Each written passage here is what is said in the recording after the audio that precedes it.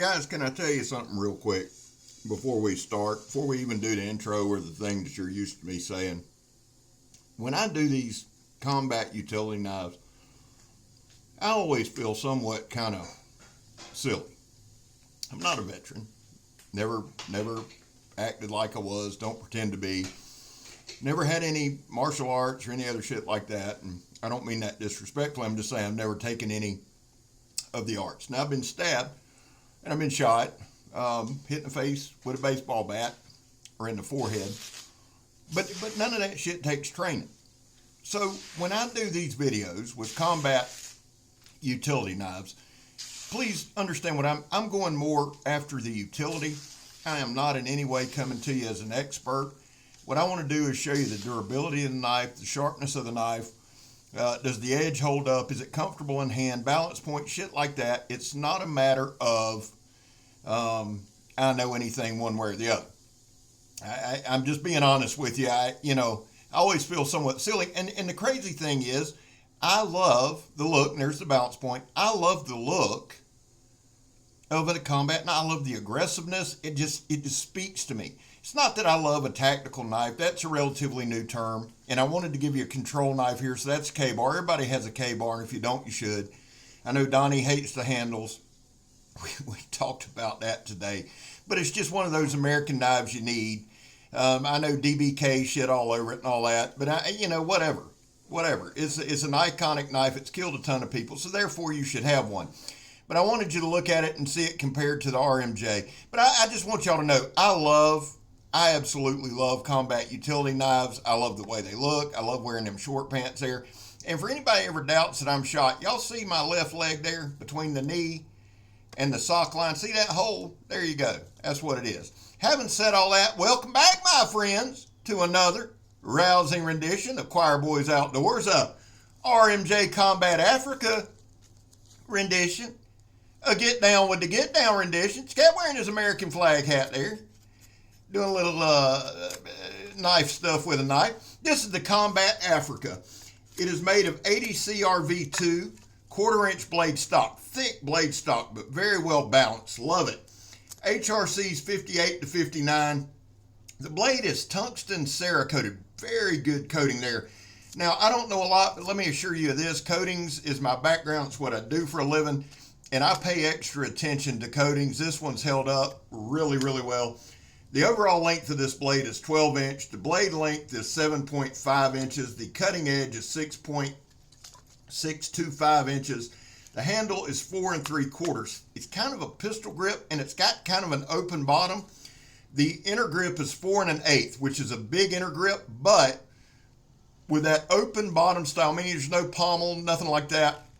It's just slight curve. I shouldn't even say pistol grip, slight curve, contours to your hand.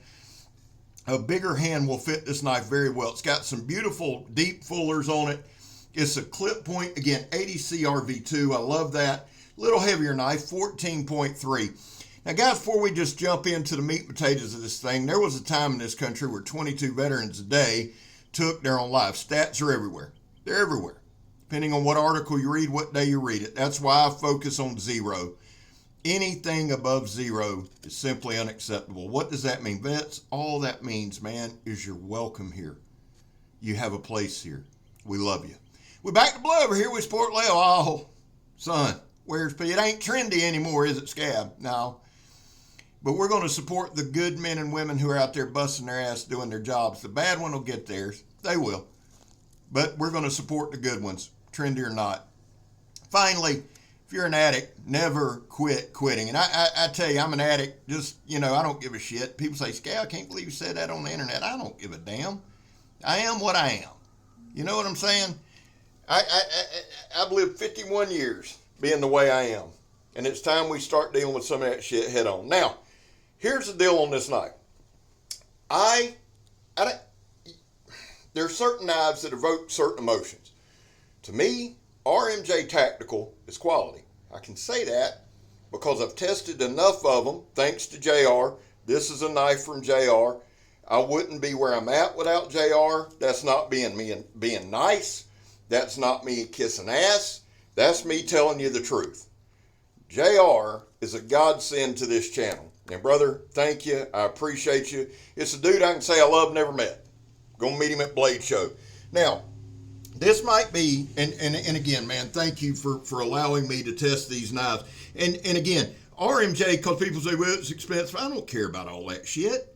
Does it work? Does it hold up? Is it well made? Yes, it's American made. Comfortable. Great stabber. Got a guard there. That's what I was going to tell you. Now, what I've started doing, guys, if y'all notice, first things first, the opening is always credit to Rusty Knife Lover. Kind of open it up, bring you in. And I've stopped narrating the opening for the simple reason, guys, this is about 18 minutes long, 17 and a half minutes, something like that. It's hard to talk all the way through that. Not only that, I don't need to talk all the way through it because I just want you to watch the knife work. And if you're a new subscriber, man, thank you. If you're an old subscriber, thank you. But if you're new, one thing I'll say about every couple months is this: turn the narration off. Turn my voice off and just watch the knife work. You can get a good feel for it that way. This knife with RMJ, now Ryan Johnson's one of my favorite designers. He really is. And I love his knives and all that. I got his UCAP. I love that. But really where he just crushes it to me is his tomahawks. And people say, well, they're expensive. Yeah, they're expensive. They sure are. If you want a Ryan Johnson design tomahawk, it's not, go to CRKT, the Chogan, the Kanji. Both of those come to mind. Super dope tomahawks that are inexpensive budget blades that you'll have your whole life. I love Ryan's designs. I really, really do. And I love the quality of their blades.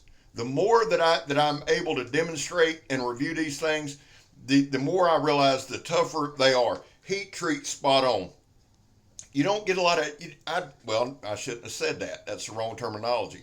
I haven't had one roller chip. Now, I took a tomahawk, and there's a couple of videos of a tomahawk, thanks again to JR, that I demolished a 55-gallon drum with. I put through pure hell. Now, let me stop right here.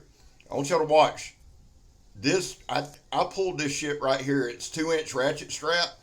But son, I pulled it out of a bag behind a stump. This is the toughest ratchet strap I've ever seen. And this knife's sharp. Now, I want to be careful here because a lot of times, and you guys can attest to this, you know if you got a knife in your hand, you know if it's sharp or not. The difference in me and you is this: I have to convey to you that this knife is sharp. And I found myself a couple times being like, man, this thing's super sharp. And you guys are watching it tug and you're going, Scab, what? Here's the thing.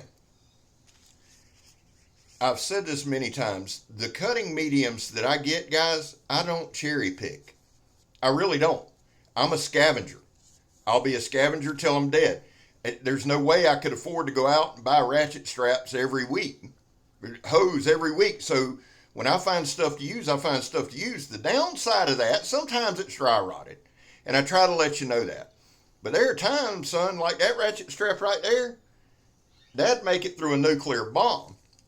The reason I mention that is because that should be no detriment to the knife. It really, really shouldn't be. Now, we're going to do some batoning. And let me go back to what I said in the beginning. All I can do with a knife, guys, because I every now and then I'll get comments, and it's not from trolls. A lot of times people in the damn community. But it'll be like, we scared, this is a combat knife. Well, I can't stab anybody. For God's sakes. Last time I did, I was looking at 20 years. So we focus on the utility of it. Again, I've got no formal training. You guys, y'all can tell that. I'm not going to sit up here and try to say a line of bullshit. So I can speak to what I know. What do I know? I know the utility part. Because a soldier, a Marine, a sailor, if they're in the fields, if they're in the jungles, if they're in the deserts, if they're in the swamps, yeah, you need your knife to survive, but it goes beyond stabbing somebody. You might have to build a fire. Might have to build a shelter. Might have to pry your way into a building. Might have to open a can of MR or a bag of can MREs. You may have to bust open a canteen. There's a lot of things you might have to do. God forbid, do a little surgery on a buddy. So you need a knife that's dependable. Now, this particular knife, this Combat Africa, My grandfather served in World War II. He was in the North African campaign and the Italian campaign. Shot 3 times. Was awarded the Bronze Star in Italy. So the thing that intrigues me, but he was in North Africa. He was with Patton in the 5th Army. You know, Patton was with the 5th. That's where he slapped old boy before they moved him to the 3rd. Could you imagine? Could you imagine if a general today slapped somebody? Oh my God! He'd have to apologize to that guy's grandkids. Anyway, Patton didn't give a shit. But anyway, so when I see something with Africa, the lineage of this knife comes from the battlefields of World War II. That's my point. I'm a little out there today, guys. I'm still getting over COVID. By the way, thank y'all for all the thoughts, the prayers, the well wishes. Megatron's feeling better. Mom and Dad's still real sick, but I'm feeling better. But I'm a little spaced out sometimes. But the Combat Africa comes from a long line of American greatness. And I'm sitting here and I'm holding this knife and just kind of holding it, reading that Combat Africa. I'm thinking about my grandfather and how I would have loved for him to have one of these. See what he thought of it. My grandfather's a big man. He was 6'5", 280 pounds when he died. He looked like a giant. I've got a bunch of old World War II photographs of him with a couple air combat knives that look like pocket knives. But I'd love to put this in his hand. The thing that I love so much about this knife is how well it feels in hand. It's that waffle G10, very, very aggressive G10. But now I use my hands every day, so mine are a little harder than some, a little more beat up than some. So for me, a handle is very, very important. It's got a very good choil. It's got a guard. So when you go to stab, when you flip that thing upside down, and you can see my pointer finger resting it there, I moved it up, but you can see it. When I flip this thing upside down and I put my thumb on top, I can drive it home, and I'm not worried about my hand sliding down that blade. Again, not a soldier, not a vet, but I can imagine that is a big thing. Having that guard there, having that good position. If I do, God forbid, have to drive it home, I know at least I'm not going to cut my hand. If I do have to run it through a door or pry a door open, I'm not going to run my hand down the blade.